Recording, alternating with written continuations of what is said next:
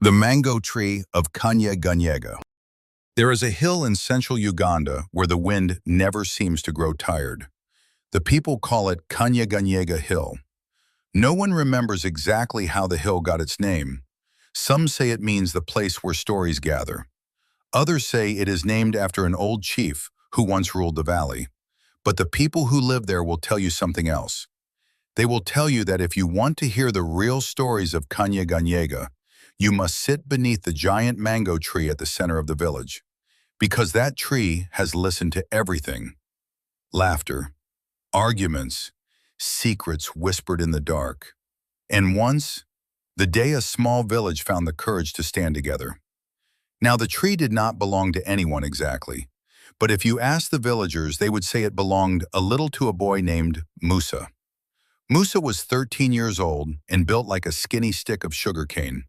He climbed the mango tree so often that the branches seemed to know him. From up there, he could see the whole village, the red dirt road winding through banana gardens, goats wandering like they owned the place, women returning from the well balancing yellow jerry cans on their heads, and every afternoon, the buzzing swarm of boda-bodas racing through the trading center. Musa watched everything, because Musa had a problem. He asked too many questions. Musa lived with his grandmother, Jajja Sarah.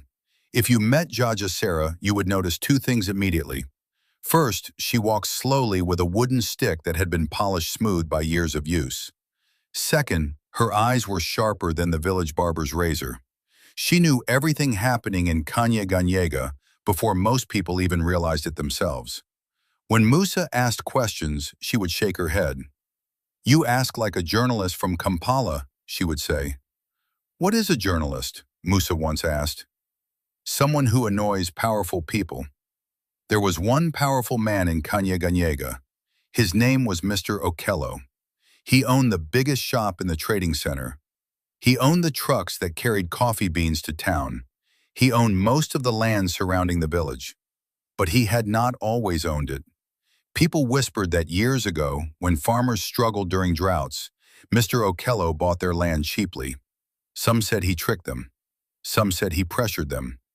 No one said these things loudly, because Mr. Okello had friends in the district offices, and men with connections rarely like gossip. One evening, as the sky turned the color of ripe papaya, Musa was sitting in the mango tree when he saw someone unusual walking up the road. A stranger, tall, dusty boots, a backpack slung across one shoulder.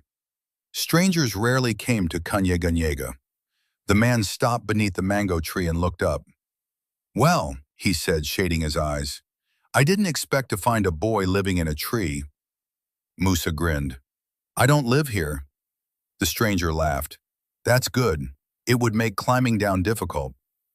His name was Daniel, and he had come from the city. Within days, the stranger had become the most talked-about person in the village. Daniel gathered farmers beneath the mango tree and spoke about something many had never heard before: a coffee cooperative.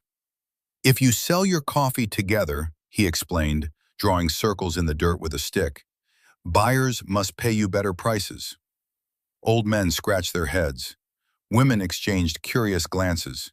Young farmers leaned forward eagerly, because for years they had sold their coffee cheaply to one man, Mr. Okello.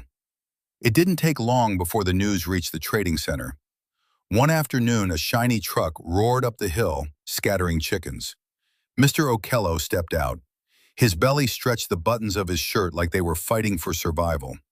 He walked slowly toward the mango tree where Daniel was speaking. The farmers fell silent. Mr. Okello smiled, but it was the kind of smile that made people uneasy. "So," he said calmly, "we have a teacher here." Daniel nodded politely. "I'm only sharing ideas." Mr. Okello's eyes narrowed. "I hope your ideas do not confuse my farmers." Daniel replied quietly, "They are not your farmers." The wind seemed to stop. Even the mango leaves stopped rustling. Mr. Okello's smile vanished. "Be careful," he said softly. Then he climbed back into his truck and drove away in a cloud of red dust. 3 nights later, Musa woke suddenly. Shouting filled the air. When he ran outside, flames were dancing against the dark sky. Daniel's small house was burning. Villagers rushed with buckets of water, but the fire was fierce. If these are the kinds of stories you love to watch and listen to, subscribe to Pearl Mystic Tales on YouTube and TikTok. We share real historical events told in a way that helps you see them, feel them, and understand them differently. By morning, the house was gone. Only blackened sticks remained. Musa found Daniel standing beside the ashes. "Will you leave now?" Musa asked quietly. Daniel stared at the smoke curling into the sky. "No," he said. "Why not?" Daniel looked toward the mango tree. "Because sometimes staying is the bravest thing a person can do." The next evening, villagers gathered under the mango tree again.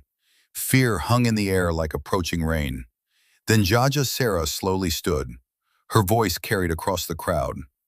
"I planted coffee on this hill before some of you were born." She pointed her walking stick toward the road.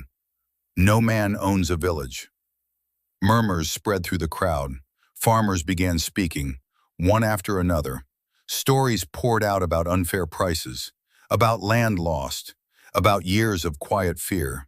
Something was changing. For the first time in a long time, the village was speaking together. Months passed. Coffee cherries ripened red across the hills. Farmers worked together under Daniel's guidance. When harvest time came, sacks of coffee filled the courtyard beneath the mango tree. A truck arrived from the city. This time the buyers paid a price the farmers had never seen before. Children ran through the dust. Women sang as they weighed the beans. And even the wind seemed pleased. That evening, Musa sat beside Jajja Sarah beneath the mango tree. The sun was slipping behind the hills. "Jajja," he asked, "do you think the mango tree really remembers everything?" She smiled slowly. "Oh, yes." "What did it remember today?" She looked across the village. It remembered the day fear lost. The leaves rustled softly above them. And if you ever visit Kanyeganyega Hill, and you sit quietly beneath that mango tree, you might hear the wind telling the same story. About a curious boy, a stubborn stranger, an old woman with a sharp tongue, and a village that rediscovered its courage.